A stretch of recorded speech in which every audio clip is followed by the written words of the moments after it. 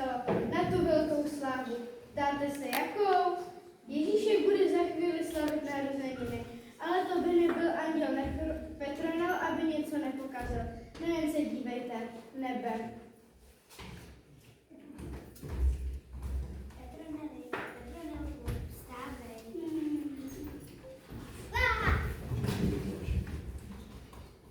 Ježíšku, umej.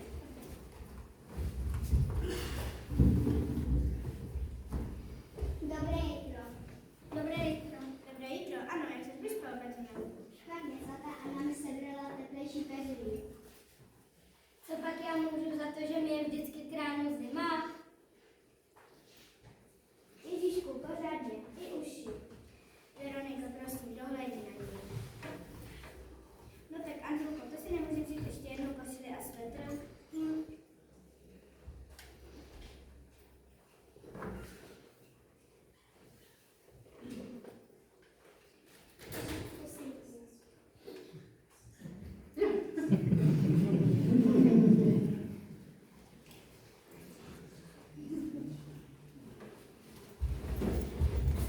Ježíšku, kam běžíš? Jdu si hrát jináčem. Dobře, ale ne, že se zase vrátí s brekem.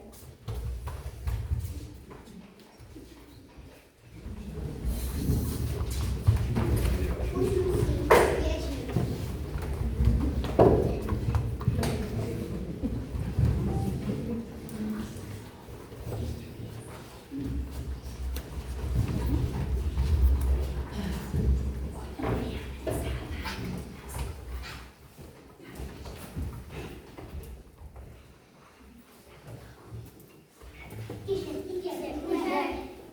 Tak abychom Ježíško, k narozeninám Ozvížejme vzhůru andělskému chůru, co troubí, co zpívá, své Maria. Panna Maríti.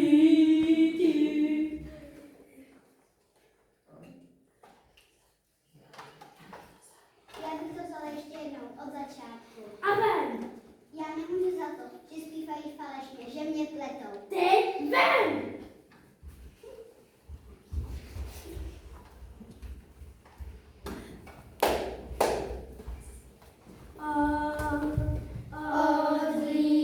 Ozvížejme vzhůru andělskému chůru, co troubí, co zpívá, své gloria.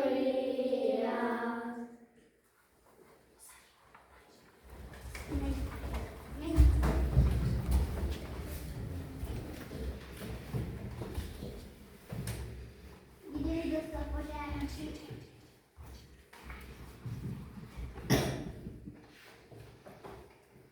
Petronel se vrací zpět domů za Pannou Marii. Po cestě si brblá a je nespokojen s tím, jak se k němu anděl Gabriel zachoval. Kdybych dostal pořádnou příležitost trochu důvěry. Tak se to tak nebe, Petroneli. Já se tak snažím. Arkanděl Gabriel se na mě zasadl. Já přece mám hudební sluch.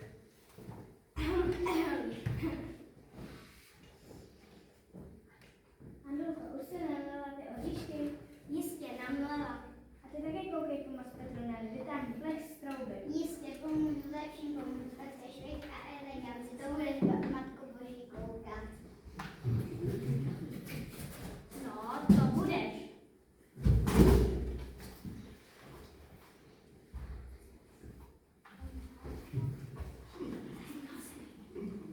Pane Bože, co tu vyvádíte? Dokud nechá otázka, když se vše věděl, všemohoucí. A nedáš to jméno nadarmo.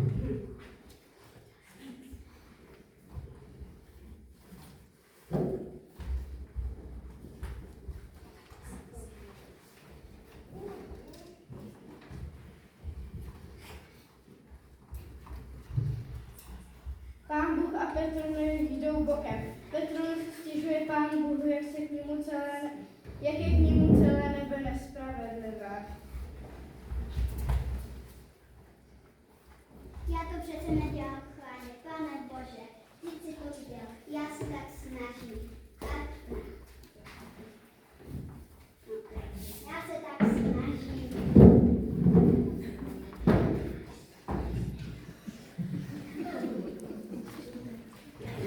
Kdybych dostal nějakou příležitost, Proč jsi nezašel za mnou? Svatý Petr šel na takový, zastoupíš ho. jo, já u brány, Zaslouží si přece nějakou příležitost. no to jo, ale u brány, No nic to není, přijde duše koupit si do svědomí zváží. A buď půjde do nebe, nebo když půjde do pekla, pořád ti s tím pomůže. Hosana. ale je to příliš zodpovědná práce. Já ti věřím, neskromně. Otče všemohoucí, žádná hříšná duše mi neproklouzne. A ne, že mě vzkazíš, ujáši.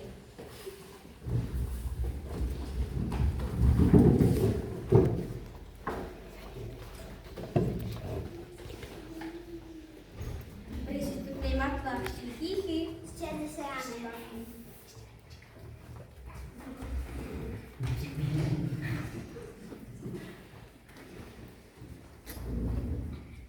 Za nebeskou bránou svatý Petr kontroluje svědomí všech duší, které se s něčím provinily. V knížce zvané Svědomí má každá duše vše pečlivě zapsáno. Tento úkol bude mít dnes Petronál.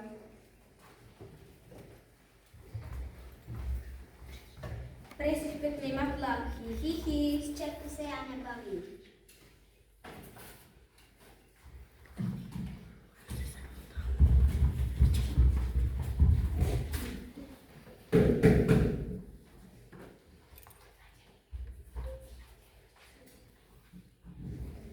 Anděl, máš tady zákazníka. Já spíš ty.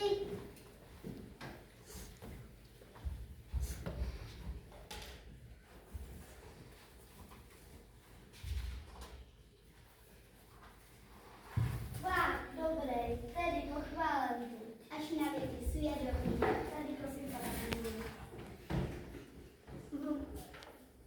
Vomáčková Tereze, vdova zrozená, Kožišková. Tak, prosím pěkně, Kožišková. Já tady čtu hrozná dna, na nikom nenechala nic suchou. Nic suchou? No to je ale obří hřích. Ale Božíku jsme taky něco dobrýho, Božíku. Boha se nedovolávají, duše hříšná. Nezdržuj, dej ji na váhu. Dubnu vážit nemusím.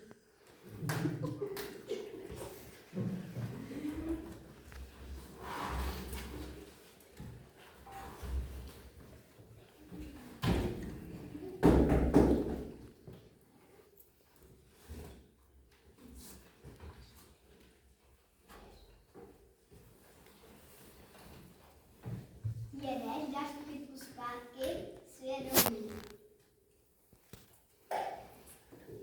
Jestli ty jsi Magdalena, jadré vací. Jo, v dětství kradla bonbony. Bonbony. Alkala. Lhala, matlo. No vidíš, Uriáši, ta je taky tvoje. Já jsem Abertiše. Stihodná Abertiše.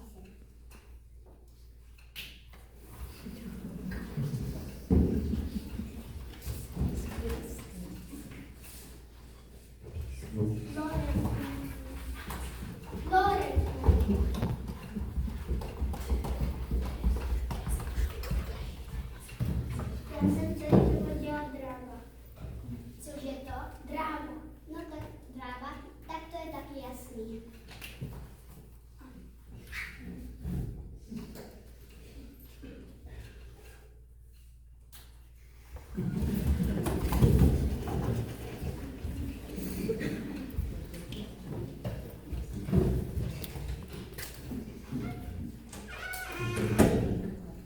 Máme naděláno. Co takhle? Čertovi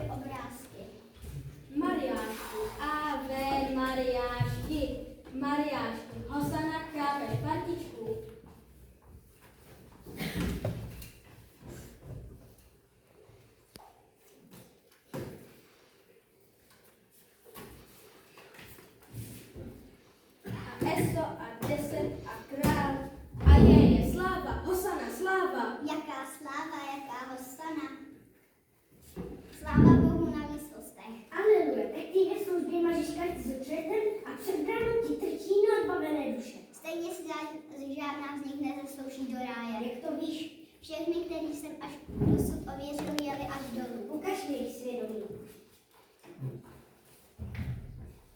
Neustále na mou duši. Vomáčková byla divná a Avatyše, Vomáčková kvala svých 10 dětí a 4 nerostní. A Bateši byl siročenec. A chudák Lorenc nikomu neužil. ale to pak do ráje může kdekdo. Místa je tu dost. Ale to pak není odměna. To může být bráno do kořán. To zase ne. Pane Bože, já si to nemůžu sít na svědomí. Jim tady musí vládnout pevnější ruka, jemnější síto, aby se nemohl kdekdo. Je obtížné žít pozemský život s břeským štítem. No, vždyť by se tomu dalo předejít, kdyby dbal o lidské skutky. To by podle tebe měl ztratit lidský krok? To ne, to bych se nedovolil, jen aby se lidi rozstřídili na dobrý a špatný.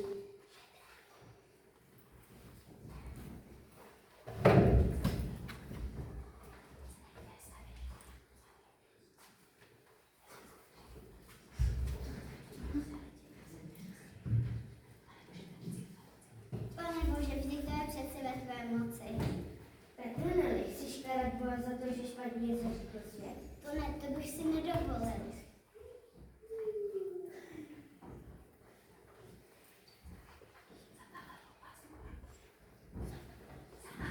Za tahle tvá hrubá slova tě dnes nemíní, anděli. Máš den na to, aby si sám volnul aspoň jednoho smrtelníka. K dobru něco pro Pane škytnu mezi padlé anděli. Pane Bože, slitování. Tyhle hodiny měří tvůj čas. Až dosypou, sám se čtu tvoje říky. Pane Bože, zrovna této adventu Půjdeš na svět jako nejúžejší soubojí. A sám uvidíš, jestli obstojíš. slitování. Pozdravuj dole. A ty půjdeš za ním, dá se tě na stos, nepokoušejme.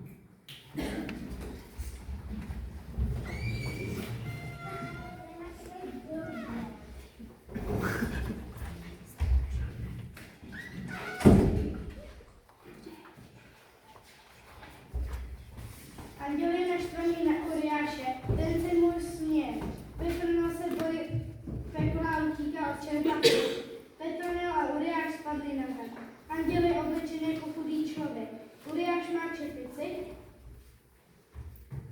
aby skryl roby. Petronelovým úkolem je najít hříšníky, které by napravil. Uriáš má vidí čertovskou možnost. Možně stačí vyslovit kámen a klepnout. Anděl nechce čertovskou pomoc a rozlíží se okolo. Začne se modlit a předvádět Uriášovi, jak mu všichni svatí pomohou. Anděl říká: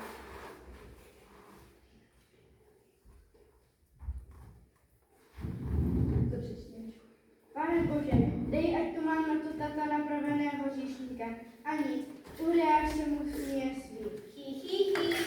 Anděl ztratí na chvíli víru a chce si vzít moštu. Uriáš mu ovšem prozradí, že on sám musí použít neřída. Musí najít lidskou duši hříšníka, pak zjistit, co si přeje, a pak ji teprve kvůli hříšníkovi může použít. Chvilku se dohadují, pak se vydají směrem na hrad do kopce. Andělovi je zima, srdce mu dosmívá. Mezi tím na panství do kaviční melí a zůstane 10 na právě.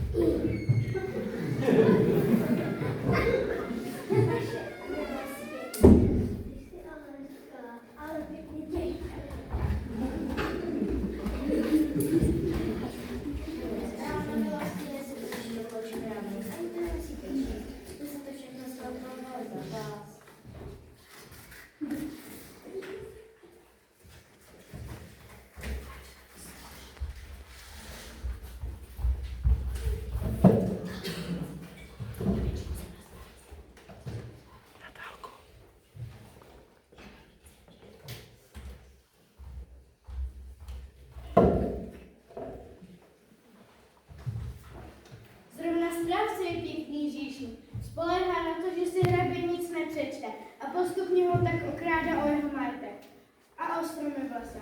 Petronil s Uriášem dojdou až pod hrad, kde Petronil klepe na vrata a žádá o něco k jídlu a o zahřátí. Uriáš sedí pod kopcem a čeká, až to vyřídí.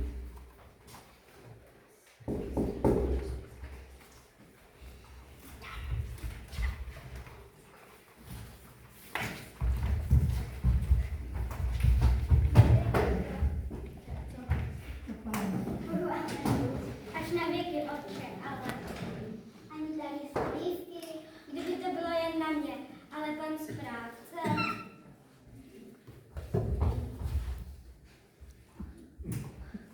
Co se tady děje? Aspoň malou almužnu. Nemám ani groš, ale chytej, ať se máš aspoň jako hraběcí kůň. Co tady chce ten špindíra? Jaký špindíra, já jsem boží posel. Haha, že si chovanci vždycky vyrojí. Odpuste, pane správče, on je celý zmrzlý. A když jsou ty Vánoce, svátky boží lásky a ty říšníku pyšníku. Pyšníku? Ven, nebo pustím si. Ty jsi přesně takový říšník, jakýho já na zemi hledám. Padni na kolena a moc Boha o odpuštění. Jo tak, boží posel většího poboru už na dvacích neměli.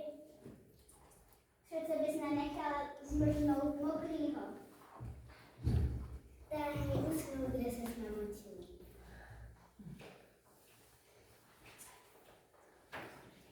Pomní, děvče, zítra je štědrý den a to, co dáš tomu nejmenšímu z nejmenších, jako bys Pánu Bohu dala.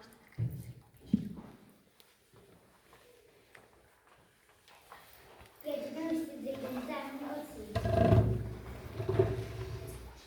Boží posel, anděl Páně.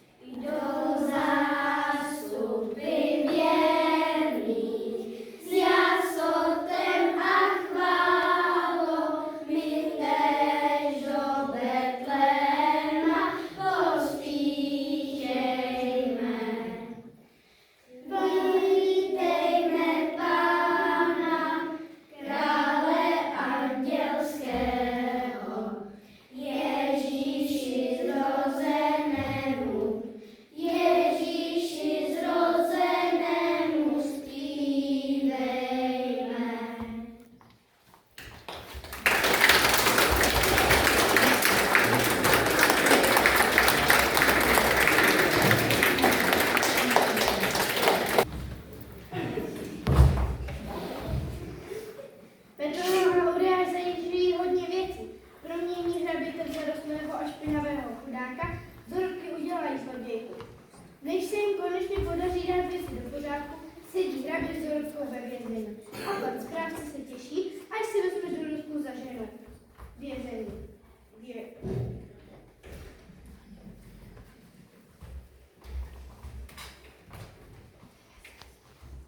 Tak já si ho vezmu, aby se neříkalo, že rychtářovi Dorka krade. Dorotko, takovýho starýho. A koho jiného? Tebe, žebráku? Tak, děvče, převlečíš se a zítra v poledne na nás čekají v kostele. Dorotko, nedělej to! Mlč ty jeden, zítra tě nechám pověsit.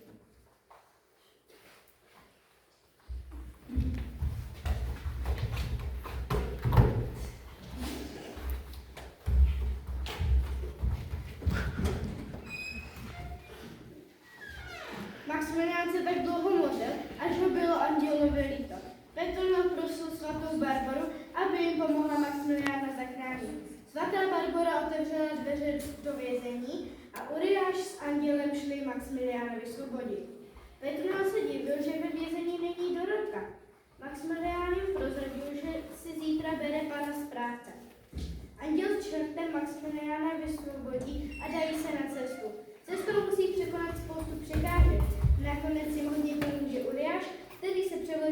hostince. Oddá Dorotku a pana správce. Když Uriáš odhalí, kdo doopravdy je správce v šoku. A nechápe to. To už ale Petrona, Dorotka, Maximilián a Uriáš pádí k jinému kostelu.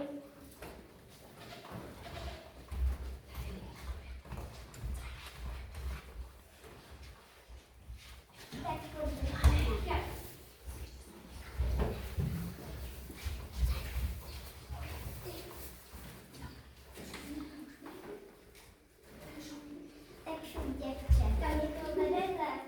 Do kostela, já vás oddám. S tímhle? Chtěla jsem dnes. Jsi říkala, že i klidně chudýho. Já nemůžu. Dorotko, venku čeká správce, to se ho chceš vzít? Ne, ale musím, aby si neříkal, že Richtářovic Dorka krade. Dorotko, přece si nemůžeš říct někoho, koho nemiluje. Nakonec si zvyknu, každá si prej zvykne.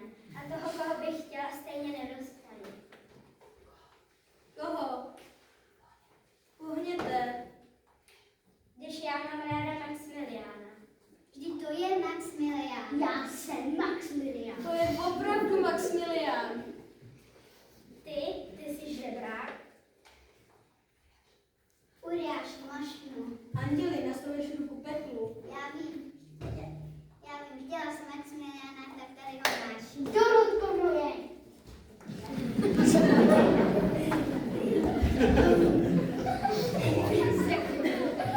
Ježíšmarja, náš pan hrabě. Kde se tu berete?